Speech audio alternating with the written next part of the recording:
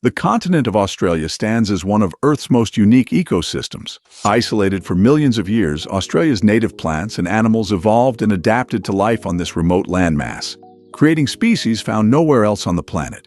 But this isolation also left the continent vulnerable. Since European settlement in 1788, Australia has faced an ecological crisis of unprecedented scale, an invasion not of armies, but of animals. Today, invasive species are destroying the very fabric of Australia's natural heritage, and the battle to save it has never been more urgent. Australia is home to 56 introduced invasive vertebrate animal species, each leaving its mark on the landscape. Along with climate change and habitat loss, invasive species represent a leading threat to Australia's wildlife. The numbers tell a sobering story. Invasive species are already the overwhelming driver of Australia's animal extinction rate and are expected to cause 75 of the next 100 extinctions. The economic toll is staggering. A 2021 study found that invasive species had cost Australian farmers $390 billion over the past 60 years. But the true cost cannot be measured in dollars alone. It is measured in the silent disappearance of species that have existed for millions of years. Research has identified the top destructive invasive species based on their impact on threatened native species. Three animals stand above all others in the devastation they cause: rabbits, feral cats, and cane toads. Each tells a different story of how good intentions, careless decisions, and biological advantages can combine to create an ecological disaster. In 1859, a wealthy landowner named Thomas Austin made what seemed like a harmless decision. Austin released at least 13 wild rabbits on his property near Winchelsea, Victoria, for hunting purposes, stating that the introduction of a few rabbits could do little harm and might provide a touch of home. He could not have been more wrong. Rabbits are Australia's most destructive invasive species, impacting over 300 threatened species. Today, approximately 200 million feral rabbits inhabit around 70% of Australia's landmass. The speed of their conquest was breathtaking. Within just 50 years, they had colonized most of the continent, representing one of the fastest mammal invasions ever recorded. Why are rabbits so devastating? A key reason that rabbits impact such a high number of native species is that they impact both threatened plants and animals.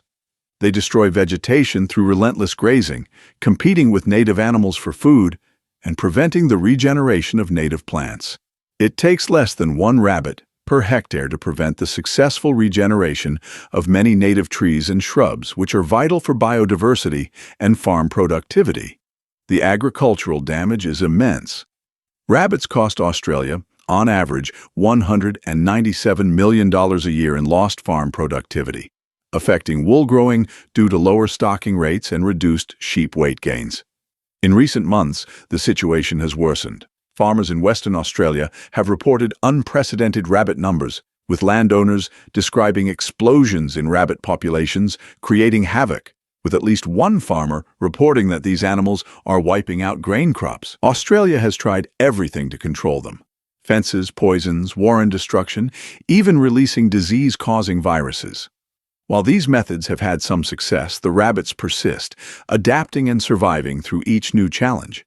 If rabbits are Australia's most destructive invader, feral cats are its most efficient killers. Cats were introduced to Australia with the first fleet in 1788, with many subsequent introductions around the mainland and to many Australian islands. Historical records and genetic analyses show that cats colonized the entire continent within 70 years. The feral cat population fluctuates dramatically with environmental conditions. The current overall estimate of Australia's feral cat population is between 1.4 million and 5.6 million, depending on climatic conditions. Feral cat numbers in the bush range from 1.4 million to 5.6 million, depending on the time of year, with an additional 0.7 million feral cats in urban areas. The killing is relentless and precise. Cats kill more than 2 billion animals a year in Australia, with a single feral cat killing, on average, 390 mammals, 225 reptiles, and 130 birds every year. Feral cats alone kill an estimated 75 million native animals across Australia every night.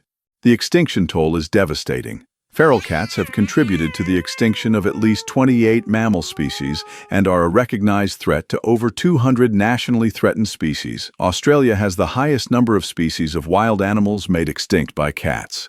Cats are a major threat to about 123 threatened species, while foxes threaten 95. What makes cats so deadly is their hunting prowess combined with Australia's vulnerable native animals. Many of Australia's small mammals evolved without mammalian predators and have no defense against the cat's ambush tactics.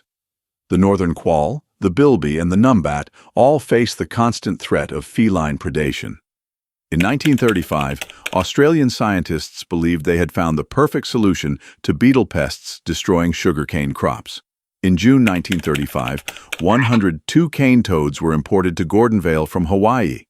And by March 1937, some 62,000 toadlets were bred in captivity and released in areas around Cairns and Innisfail in northern Queensland.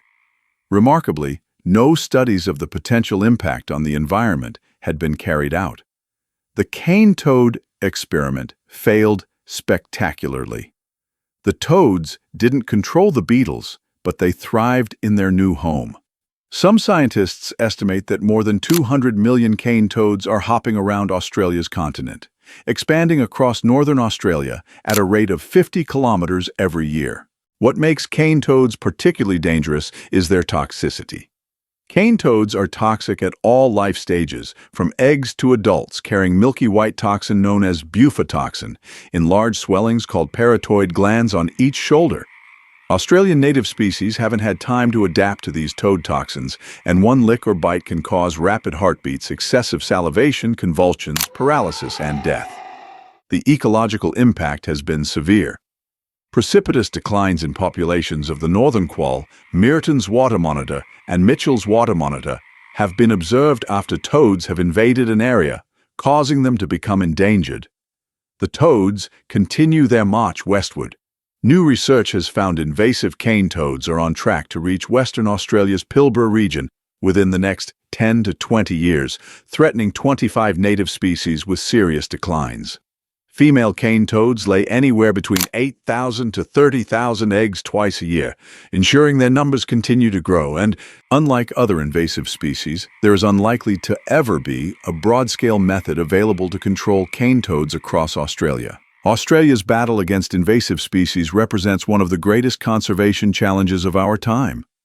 From the rabbits that strip the land bare, to the cats that hunt with deadly precision, to the toxic toads that poison everything that tries to eat them, each invasive species tells a story of how quickly an ecosystem can unravel.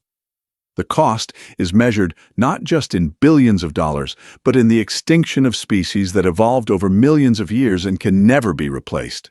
As Australia continues to fight this ongoing invasion, one thing remains clear. The decisions made today will determine whether future generations inherit a continent rich with unique wildlife or one where the invaders have claimed final victory. The war is far from over, and the stakes could not be higher. If you found this documentary informative, please give it a thumbs up and share it with anyone interested in wildlife conservation and Australia's unique ecosystem. Don't forget to subscribe to our channel for more in-depth documentaries exploring the fascinating world of animals and the environmental challenges they face. Your support helps us continue creating educational content about the natural world. Thank you for watching, and we'll see you in the next video.